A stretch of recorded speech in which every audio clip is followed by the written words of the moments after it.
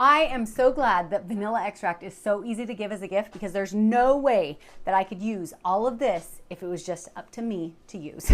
But I wanted to share with you some stuff about what I have been using my beans for, and see if you want to come up with some ideas for yourself to give away for Christmas.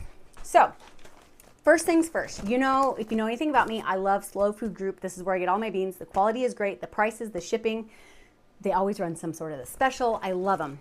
Now, I use two different kinds. They have a bunch, but I prefer Madagascar or Comoros. The Madagascar is your more traditional bean.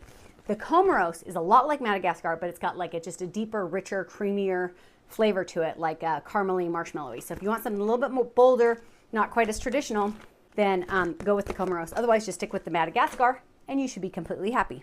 As we know, for any type of extract, the traditional recipe is 1 ounce of vanilla beans, whichever ones you want, to 8 ounces of alcohol, 70 to 100 proof. It could be vodka, tequila, bourbon, rum, whatever you want.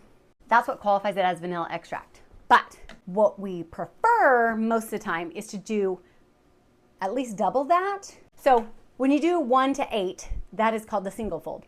When you double the beans, but you don't change the alcohol, that's becoming a double fold.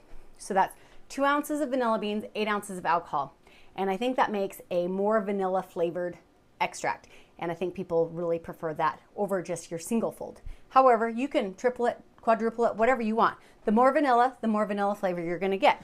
Now, usually you want your vanilla extract to sit for 6 months to a year. Obviously right now, if you're gonna be making it for Christmas, you better make it like right now so that you have at least 6 months for it to sit. So what I have used is I've used vodka, tequila, and bourbon to make my extract. And then in the end, I just put it into these tiny little bottles. I'll put a cute little label and maybe some string around it and give it away as Christmas presents. So that'll be fun. Each one is gonna give a very distinct, different flavor. So if you want something more traditional, use vodka, Madagascar. Here I used the Comoros for the bourbon and the tequila.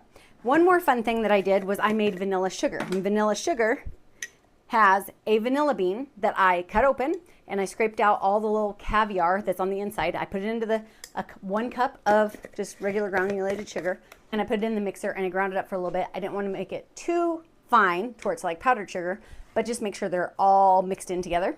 And then I cut the bean in half and just threw it in the jar.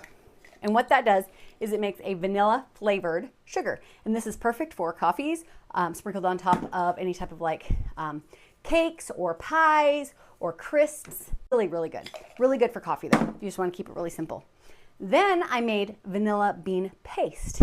And this I made with bourbon and this I made with tequila. I would suggest if you're going to do a vanilla paste, stick with vodka, because I tell you, it is strong. It is very, very strong. And definitely do a double or a triple fold in ratio when you're making the paste, because it is very strong. But the benefit to the paste is it is a 1-for-1 exchange for this. So this may take 6 months to a year to extract all the goodness.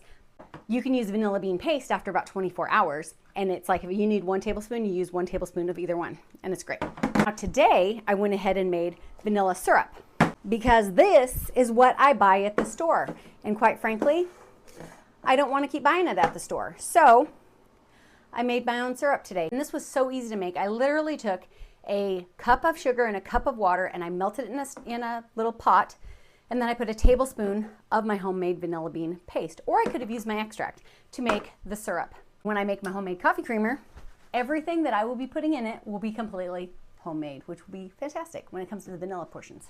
So if you're curious to learn how to make all of this stuff, I have lots of videos on my channel about how to make the extract, the paste, the sugar, syrup. Or if you'd like me to do another video, nice and fresh for you, go ahead and drop it in the comments and I'd love to. Remember, Slow Food Group, and I'll pin it right down here because that is really the best place. Please do not buy vanilla beans at the grocery store. You will pay way too much money for them. Get them here.